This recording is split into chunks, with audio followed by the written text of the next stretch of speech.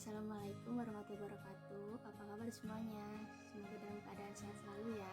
Pada kesempatan kali ini, saya Tiffany Anggraini Putri Salihat dengan NPM 1810631050211 akan memaparkan tentang inovasi pembelajaran.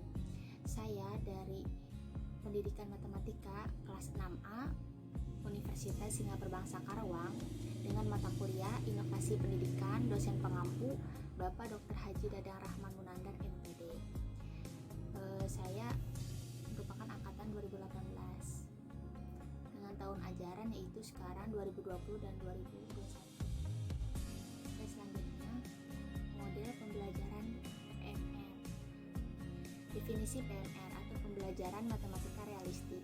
Pembelajaran matematika realistik atau PMR merupakan suatu pendekatan pendidikan matematika yang diadopsi dari Realistic Mathematics Education atau RME yang telah dikembangkan di Netherlands sejak tahun 1970 menurut Van den Heuvel van Huysen pada tahun 1999. Sekitar tahun 1971, Prudenthal memperkenalkan suatu pendekatan baru dalam pembelajaran matematika yang akhirnya dikenal dengan nama Realistic Mathematics Education atau RME.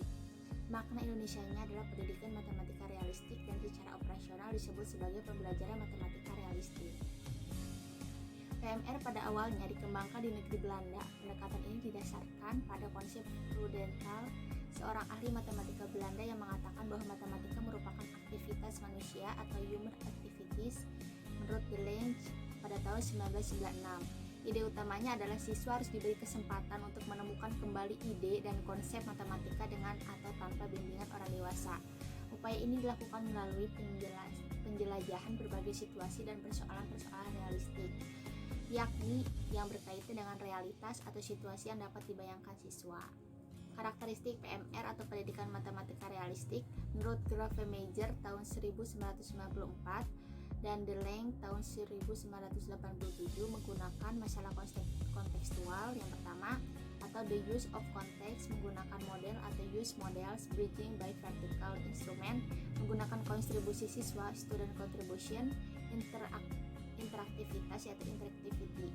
Kemudian yang terakhir ada terintegrasi dengan topik lainnya atau intertwining.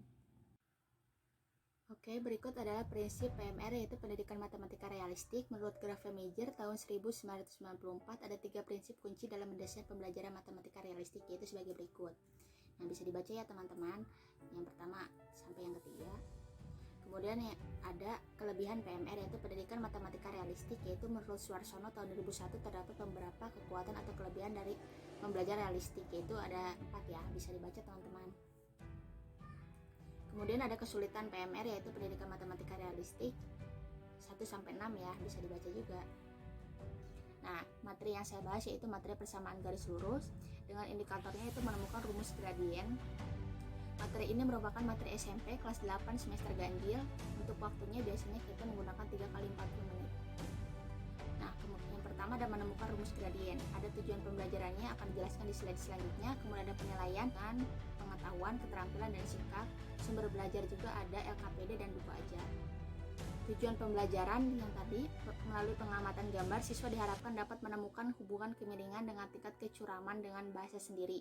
Melalui pengamatan gambar, siswa diharapkan dapat menemukan hubungan gradien dengan perbandingan panjang sisi-sisi tegak panjang sisi datar secara benar. Yang ketiga, melalui penemuan, siswa diharapkan dapat menemukan rumus gradien yaitu M sama dengan Y2 dikurang Y1 per X2 kurang X1. Kemudian ada langkah-langkah pembelajaran. Yang pertama kita akan memberikan video dan siswa akan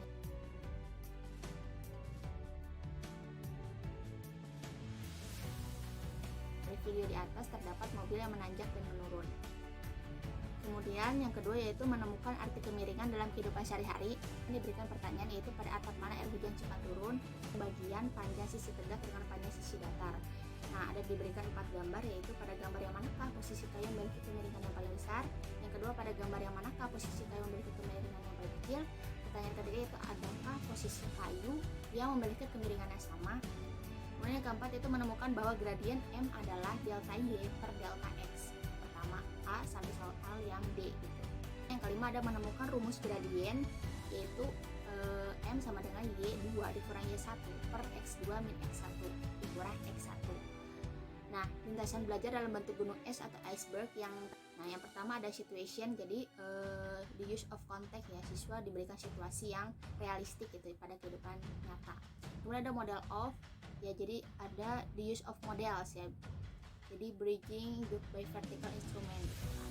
Kemudian ada model for, model-modelnya student contribution ya, kontribusi apakah siswa bisa gitu ikut merumuskan itu, menemukan apa sih rumus gradient. Kemudian ada formal knowledge, yang terakhir itu interactivity and intertwining gitu kan, jadi kemampuan pengetahuan yang formal gitu kan, akhirnya sampai kepada rumus gradient itu sendiri. Nah, ini merupakan lintasan yang Profesor Johar dan kawan-kawan rumus. Nah, kesimpulannya yaitu pembelajaran persamaan garis lurus dengan indikator menemukan rumus gradien dengan penggunaan pendekatan pembelajaran matematika realistik memberikan masalah yang dekat dengan kehidupan siswa dan mudah dipahami sehingga siswa mampu mengkonstruksi sendiri pengetahuannya.